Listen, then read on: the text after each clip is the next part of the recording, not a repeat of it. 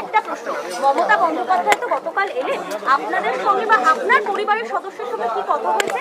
আপনারা কি আবার মমতা বন্দ্যোপাধ্যায় এলে কথা বলতে চাইবেন? কার উপর ভরসা রাখতে চান, মমতা বন্দ্যোপাধ্যায় না শুভেন্দু অধিকারী? যেহেতু এখন আমাদের সরকারে যিনি আছেন, আমার তো তার উপরেই ভরসা রাখাটা উচিত। কেন, সরকার যিনি দেখছেন তিনি আমাকে সঠিক আস্থা দিতে পারবেন। কিন্তু আপনি প্রথম দিন বলেছিলেন সরকারের উপর ভরসা নেই, পুলিশের উপরেও ভরসা নেই। হ্যাঁ, অবশ্যই আমার প্রশাসন যারা হালিশহর থানায় আমার বরকে নিয়ে গিয়ে পিটিয়ে মারলো, আমার তাদের উপর ভরসা নেই। সেই জন্যই তো আমি এখনকার যিনি সরকার বা মুখ্যমন্ত্রী আছে তাকে বলছি যাতে হালিশহর থানার যারা আইসি বা পিসিওসি বা টেবিল অফিসার যিনি ছিল তাদের উপর যেন কড়া শাস্তি হয়। আমার হাজবেন্ডকে তো আমি ফিরে পাবো না। মুখ্যমন্ত্রী সাসপেন্ড করেছেন, আইসিকে সাসপেন্ড করেছেন। আপনাকে নাকি ভয় দেখানো কালকে না, আমাকে কোনো ভয় দেখানো হয়নি। আমার শরীর খারাপ ছিল, অসুস্থ হয়ে পড়েছিলাম। কেন দেখুন, যার হাজবেন্ড মারা যায় সেই জানে কিছু তো নিজেদের পারিবারিক কিছু নিয়ম থাকে। সেই আমি অসুস্থ হয়ে পড়েছিলাম, আমি বাড়িতেই ছিলাম। কালকে প্রাক্তন মুখ্যমন্ত্রীর ওপর যেটাই হয়ে থাকুক, না না, আমি কাউকে বেসিক্যালি নিজে থেকে ডাকিনি, যার নিজের ইচ্ছে সে এসেছিল। কিন্তু যে হামলা হয়েছিল বা যেটাকে জনরোষ বলা হচ্ছে সেইটা নিয়ে আপনার কিছু বক্তব্য? দেখুন, উনি প্রাক্তন মুখ্যমন্ত্রী, এবার পাবলিক কার ওপর রেগে আছে, কোন পার্টির ওপর রেগে আছে সেটা পাবলিক জানে। কোনো মানুষ ইচ্ছে করে চাইবে না যে, মানে কোনো বাড়ির লোকও চাইবে না যে আমাদের প্রধান মানে প্রাক্তন হোক, বর্তমান হোক বা মানে আরও প্রাক্তন হোক, তিনি তো মুখ্যমন্ত্রী ছিলেন।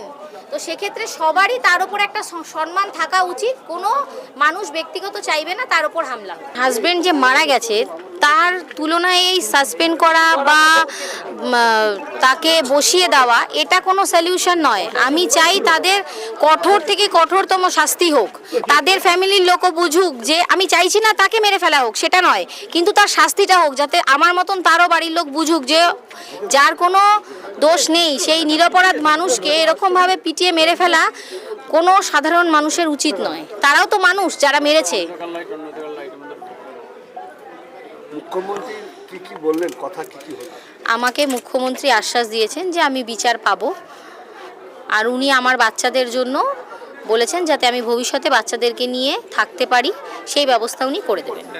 আমি যেটা জিজ্ঞাসা করলাম যে মূলত মুখ্যমন্ত্রীর কাছে আপনারা যেটা প্রথম থেকে দাবি যেটা উনি যে এলেন, আপনি তৃণমূল করেন এবং মুখ্যমন্ত্রী আজকে আপনার কাছে এলেন, আপনার কি বক্তব্য ছিল তার কাছে? প্রথমে আমি তৃণমূল কর্মী ছিলাম, আমি একজন কাউন্সিলরও ছিলাম, প্রাক্তন কাউন্সিলর থাকা আমাদের এই কাছড়াপাড়া পৌরসভার তৃণমূলের। তো থাকা সত্ত্বেও উনি এসেছেন, আমি তার জন্য ওনার কাছে চিরকৃতজ্ঞ।